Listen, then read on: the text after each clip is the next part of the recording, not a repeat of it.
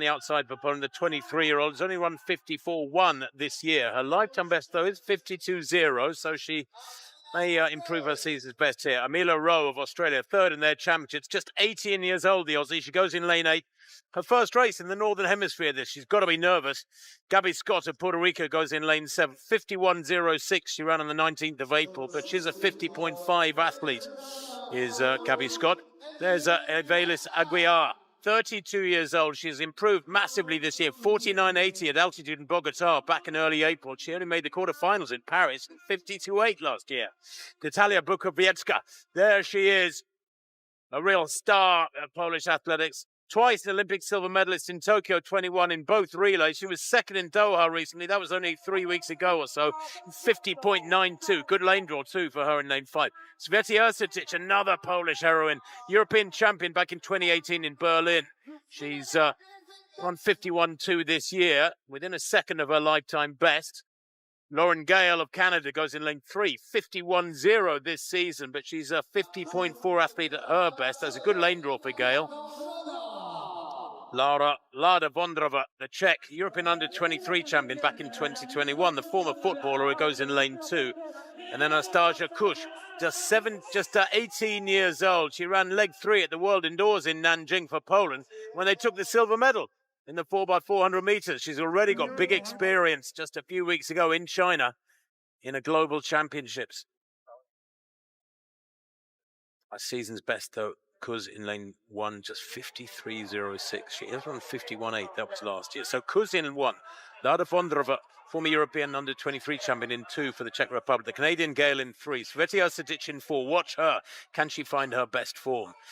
Natalia Bukowiecka goes in lane 5 for Poland. Favourite, I guess, here. Aguilar of Colombia in 6. Puerto Rican Scott in 7. Rowe of Australia 8. The Pole Gachka in lane 9 on the outside. Set.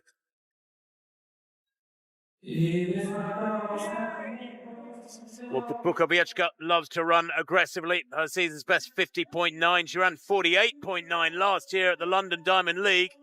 There she is in the all-red centre of picture. She's gone off pretty hard, moving up alongside Aguilar of Colombia. Sveti Ercetic has got a lot of work to do at the moment in lane 4. Going well, Scott of Puerto Rico out in lane 7. She eases past the Gachka, the youngster, out in lane 9 in the yellow. But a nice balanced race from Bukowiecka so far. Brilliant running in lane 3 from Gale of Canada. What an aggressive 300 she's run so far. She hasn't broken 51 seconds this year, but she might have to here. Now she begins to tread water as Bukowiecka, who's judged this one perfectly, moves through in the red there in lane 5. Going away from the field, a real battle royal for the minor places. She wins it 50.45. Brilliant run from Lauren Gale, who just started treading water over the last 50 or 60. And then great running and a real battle for third place there towards the outer lanes. But what time has she been confirmed with? 50.44 there for Natalia Bukowiecka. It is a big season's best for her. She has run a second and a half quicker than that, so there's so much more to come. But that puts her up in about 15th place on the world rankings this year.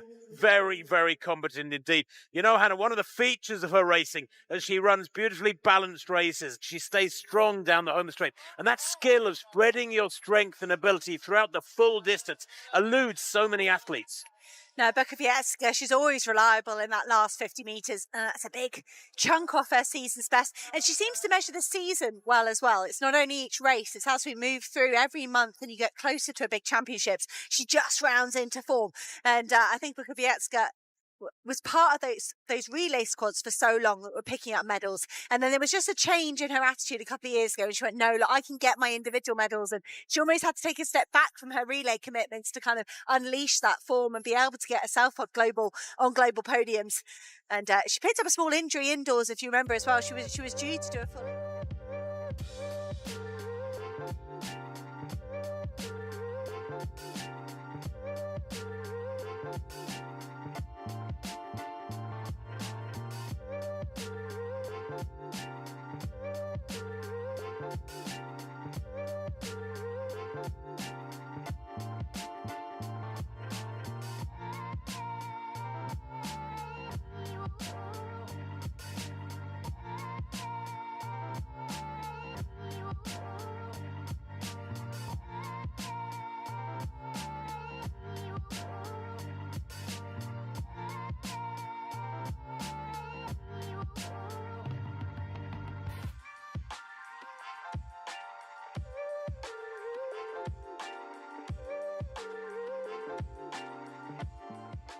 25, which would be a shame. She's been a brilliant athlete her whole career and would be, or is, enjoying being part of Grand Slam.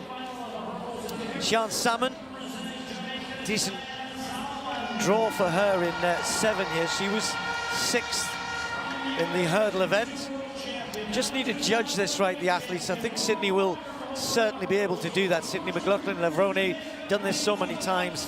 Such a great exponent over all the sprints, never mind with there's hurdles in the way. Rochelle Clayton, 32-year-old Jamaican, has run a flat 400 already this year, and a fairly swift 52.3 thereabouts. Not too far off that personal best you can see in the caption. Adrianette Knight, her teammate, similarly indoors for her though, 52.8. Normally you run quicker outdoors than indoors.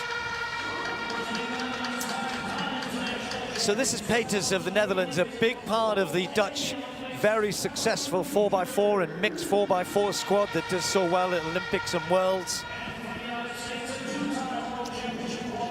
And then Cassandra Tate of the USA on the inside. Just might find the others moving away from her here, particularly I think with Peters in the lane 3.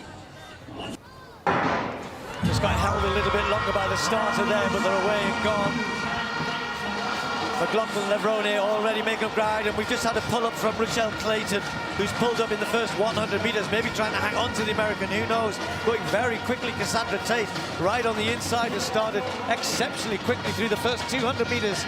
But it's McLaughlin-Levrone out in lane 6, smoothly making their way around the top bend.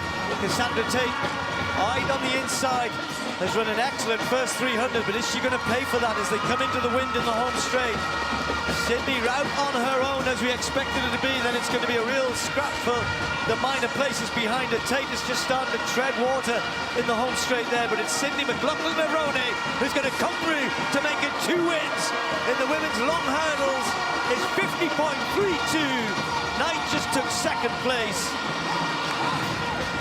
It was tough out there, the wind was never going to make that easy, but the victory was never really in doubt. It was just a case of how quick and by how far.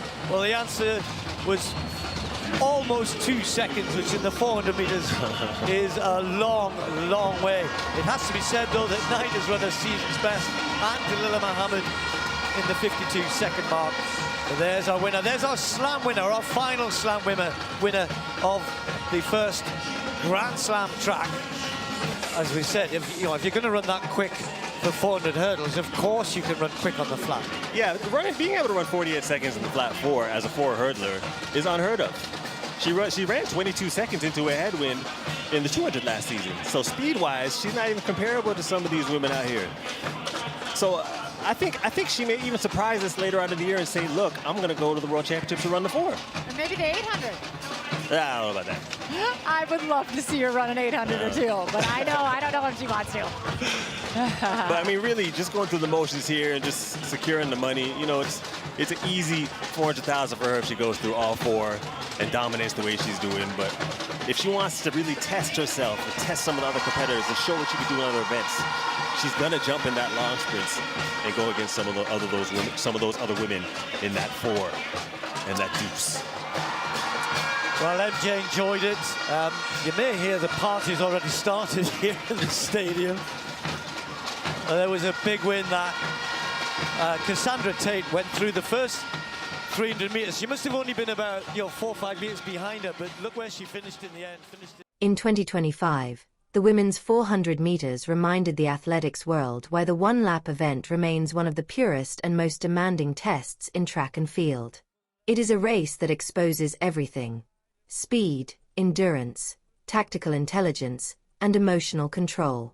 Across 2 major meetings, fans witnessed 2 completely different expressions of greatness. One shaped by pressure and positioning, the other by total command. At the Arena Śląska Memorial in Bydgoszcz, the flat 400 meters became a chess match run at full sprint.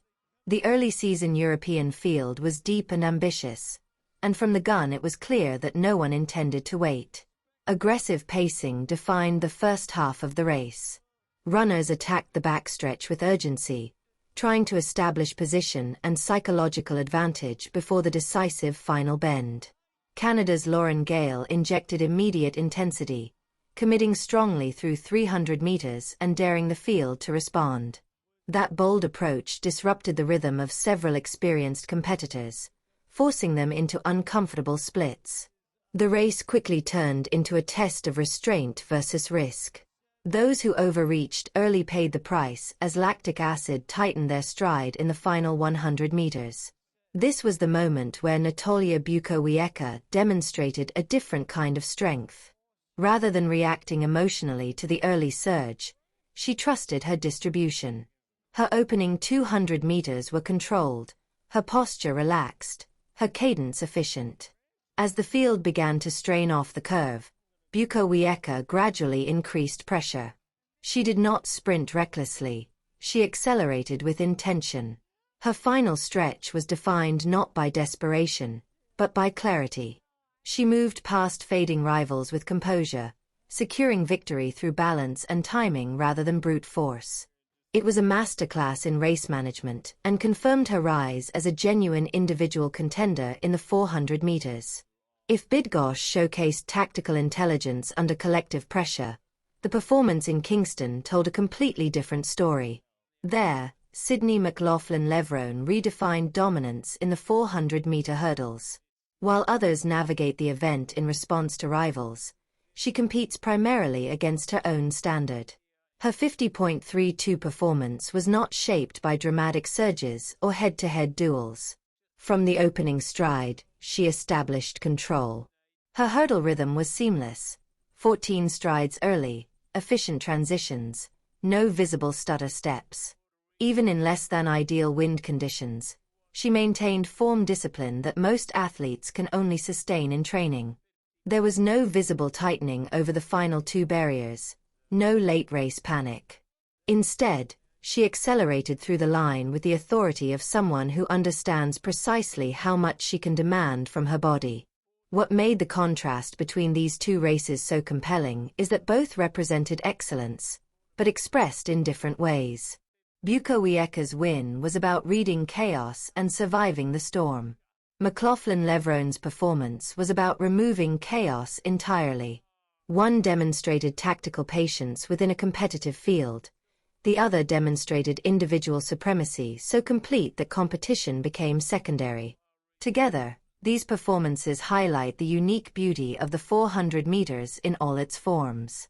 Whether flat or hurdles, whether shaped by pack dynamics or by solitary dominance, the event continues to reveal the psychological and physical layers of elite performance. In 2025, it did so in unforgettable fashion.